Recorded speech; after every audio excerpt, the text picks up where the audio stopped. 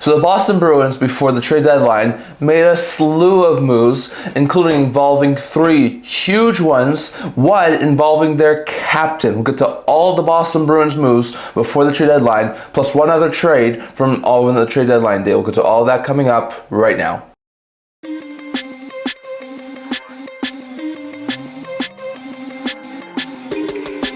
Hello everyone, welcome back to another video here at the End-to-End Hockey channel. Now before beginning this video, don't forget to like this video and subscribe below. Thank you for all your support. We never do this for you guys, so if you haven't already, don't forget to subscribe button down below, and don't forget to comment down in the comment section below, so all discuss in today's video. It really does help out the channel. And don't forget to leave a subscribe. We're on the road to 500 subscribers. And if you haven't already, check out my trade deadline live stream. It's on the live tab on my channel. Check it out. We talk about all the videos live, but there were a couple that I missed, which is why I'm doing these recap videos. So definitely don't forget to check out my live stream. But in today's video, we're doing another trade deadline recap video. In today's video, we're basically focusing on the Boston Bruins, who were actually embracing the seller mentality and made a slew of big moves that really set themselves up well for the future. So to all the Boston Bruins moves here, but we do have one trade that did not involve the Boston Bruins to talk about here first, and that was between the Philadelphia Flyers and the Los Angeles Kings. And trades as follows: the Philadelphia Flyers acquired 2027 third-round pick from the Los Angeles Kings in exchange for a 2025 7th-round pick, which was the Philadelphia Flyers,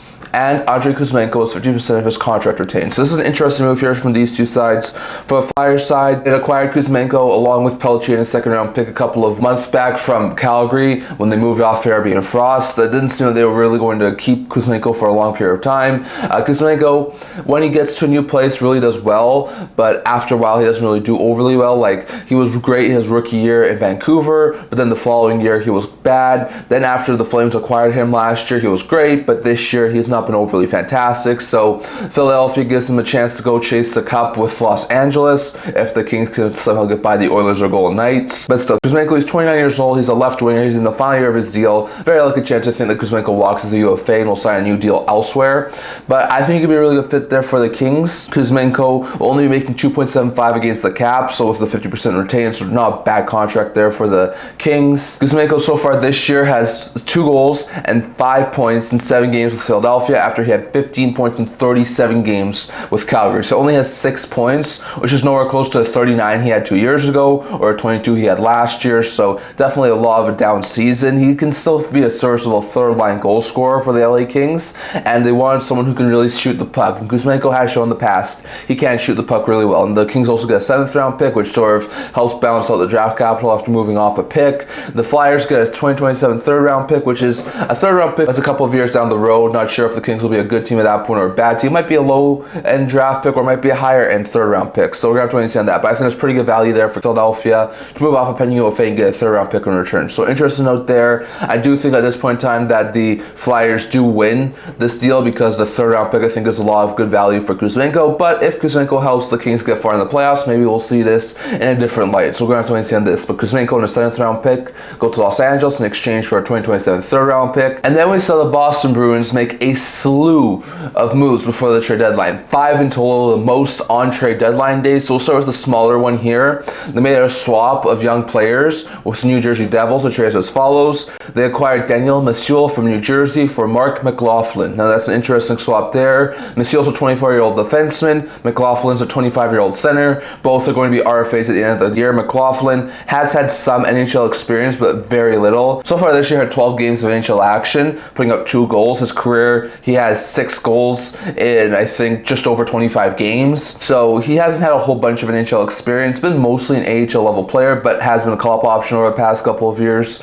So New Jersey, with the Devils having some injury troubles, I think McLaughlin could be a call-up option this year, and he might start in the AHL again next year, but I think it could be a solid call-up option if the Devils run into some injuries, or if he has a really good training camp next year, maybe he works himself into a bomb 6 role, which I think is also a possibility. So that's a pretty good pickup there for the Devils. Meanwhile, for the Bruins, they get Daniel Messiul. Messiul is 24 years old. Like he says, he's an RFA at the end of the year. He plays his first career NHL game earlier in the year. He only played 1 NHL game, though. Has 8 assists in 47 games so far this year, after he had 14 points in 44 games last year. Looks like a really really good young prospect who came over from the KHL a couple of years back. I think eventually Mitchell could be a really solid, maybe third pair right shot defenseman there for the Boston Bruins long term. So interesting out there, but a couple of young players get swapped here as New Jersey gets McLaughlin and Boston gets Mitchell. Then we saw another intriguing deal between two arch rivals in the Boston Bruins and the Buffalo Sabres, and trades as follows.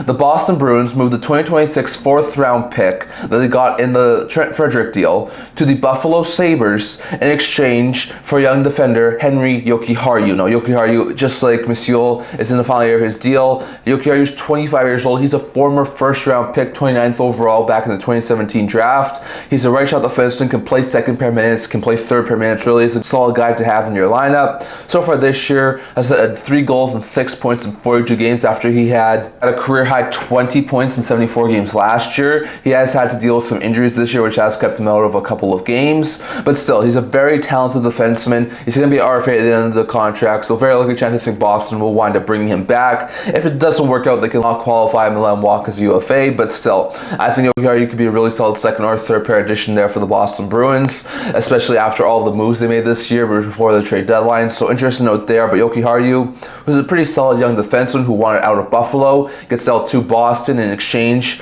for the Edmonton Oilers 2026 fourth round pick, which I do think is a pretty decent ad there for the Buffalo Sabres, a fourth round pick. But still, Jokiharju I think is a little more talented than a fourth round pick. So I do think Boston wins this deal because I do think Jokiharju is a little more talented than a fourth round pick. But still, it's an interesting swap there between Boston and Buffalo. And I do think the Boston New Jersey deal is probably a win-win because I do think Mitchell will get a little more playing time in Boston. McLaughlin, same thing in New Jersey. So interesting out there.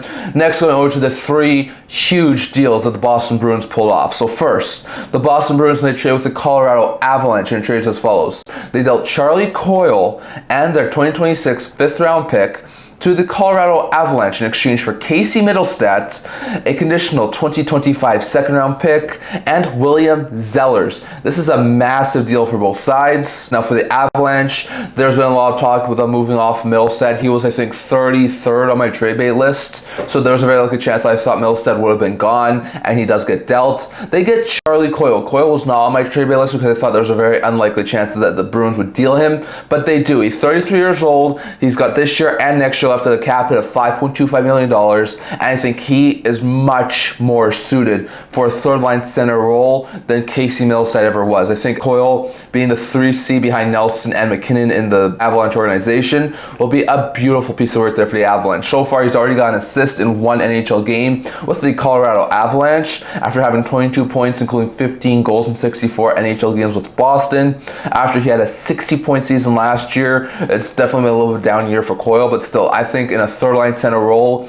playing that sort of style of hockey that he does in the Colorado Avalanche organization, I think that could be a really good pickup there for the Avalanche. And I think that's a lot better of a third line center than Mittlestadt was. And I think he's a lot more suited for that role. So that's a really good pickup there, in my opinion, for the Avalanche. And they also get the Bruins 2026 fifth round pick, which does help them divvy out the draft picks. Even though it's a lower pick, they do still keep some of their draft capital. So interesting out there. Meanwhile, for the Boston Bruins, they get 3 pieces here. They get William Zellers. Zellers was a third round pick in the 2024 draft. He has not even signed his NHL contract yet, so he hasn't even gone to the point where he can play at the NHL level. He's currently playing over in the USHL, had 60 points in 42 games, so interesting note there. But Zellers looks like a very, very fantastic player there for the Bruins, and I think eventually he might be able to be a solid third line or second line center there for the Boston Bruins. So it's a really good young pickup there for Boston. They will also get the lower of the Carolina Hurricanes or New York Rangers 2025 second round pick. The Avalanche own both of those picks, so whichever one is the lower of those picks in the draft,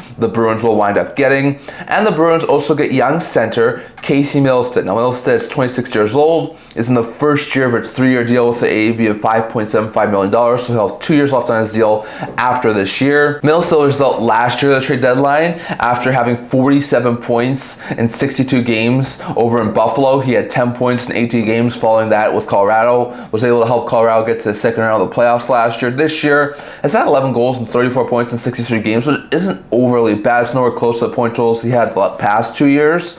And the Avalanche really just wanted a new second line center, as he wasn't really feeling overly well in that second line center spot. So they flipped him to Boston. He already has an assist in 1 game with Boston. I think Mittlestadt will be a very fantastic addition there for the Bruins. So interesting note there, but that's an interesting swap, as Charlie Coyle and the 5th round pick have been dealt to the Avalanche for a 2nd round pick, Zellers, and Mittlestadt. So interesting note there. I do think that what the Bruins do win this deal, because I do think they get a lot of more upside in Mittlestadt than Coyle, and they also get a 2nd round pick and a young prospect. So interesting note there. And lastly, going over to the 2 big trades we saw involving 2 key Boston Bruins players. The first one was one between the Florida Panthers and the Boston Bruins, as the Bruins dealt their captain to Florida. The trades as follows. They traded Brad Marchand with 50% of his contract retained to the Florida Panthers in exchange for a conditional 2027 2nd round pick. This is a massive move. Now, Marchand so far this year has 21 goals and 47 points in 61 games, nowhere close to the 67 points he had in each of the last 2 seasons, or the 80 points he had the year prior. So it's definitely been a bit of a down year for Marchand, and he's currently injured right now for the Boston Bruins, so he's dealt while he was still injured. But still, he's been one of the longest tenure Boston Bruins. He's been one of the faces of the franchise for quite some time. So to see him get dealt, and not only get dealt, but to get dealt to a rival like the Florida Panthers, who have kicked Boston out of the playoffs in each of the last 2 seasons, is a stunning piece of business there from Don Sweeney. So honestly, I'm absolutely shocked that they move him. In Florida, Marchand will be a solid top 6 forward. He'll be able to play that rough style of hockey that Florida likes playing as well. And I think he could be a really solid winger in the top 6 for Florida Panthers. Imagine him playing with Matthew Tkachuk. That would be scary to go up against in the playoffs. So I think he's going to be a fantastic addition. Most likely will just be a rental, and we'll sign somewhere else after this year. But still, it's interesting out there. And then the Boston Bruins are trying to get a 2027 2nd round pick that's conditional. The condition is it will upgrade to either a 2027 or 2028 1st round pick if the Panthers win 2 rounds this year and Marchand plays in 50% of the games. So Marchand has to be healthy, playing 50% of the games, and the Panthers would have to make it to the conference final for that to be upgraded to a 1st round pick. So interesting note there, but it could be a really good pick. Like, I think at this point in time, Florida definitely wins that deal, because I think Marchand's a lot more valuable than a 2nd round pick. But if that pick upgrades to maybe like a 1st round pick, and maybe down that road could be a really high level pick, who knows? I think maybe the Boston Bruins could wind up winning this deal. But that's an interesting swap there. And the last one that we're talking about today in this video was between the Boston Bruins and the Toronto Maple Leafs. And the trades as follows. The Toronto Maple Leafs have dealt the Boston Bruins Fraser Minten a conditional 2026 1st round pick and the Philadelphia Flyers 2025 4th round pick that they acquired earlier in the day in exchange for D Carlo with 15% of his contract retained. So only at a $3.4 million cap hit. So that's really a good piece of work there for the Toronto Maple Leafs and for the Boston Bruins. For the Bruins side of things, there was some talk that Carlo for the right price could have been dealt. I was very skeptical he was going to get dealt. He was 34 on my trade bait list, so he does wind up getting dealt. Marchand was 11th, and like we said, Mittlestadt was 33rd. So there were a couple of guys who were on my trade bait list who did get dealt. Carlo was one of them. I was not overly expecting him to wind up getting dealt, but he does wind up getting dealt, which is interesting to note there. The Bruins get a really good haul in return. They get Fraser Minten. Minten has had a couple of games at the NHL level this year, been playing really good over in juniors over the past couple of years. Looks like a very fantastic eventual solid top 6 center at the NHL level. I'm not sure if he'll be able to be that next year, but the next 2 years, Minten should be a very good stud at the NHL. He was one of the top prospects in the Leafs organization, so to see the Leafs be able to move Minten to Boston is absolutely surprising, and I think Minten will be a stud in the top 6 for a long period of time. They also get a conditional 2026 1st round pick, which is just top 5 protected. So if next year's 1st round pick for Toronto is in the top 5, it'll go to an unprotected 2027 1st round pick. If it's not in the top 5, then the Bruins will receive the Maple Leafs pick next year. So that's a really good pickup there. And they also get a 4th round pick from Philadelphia for this year's draft, 2025. So that should be a rather high 4th round pick in this upcoming draft. So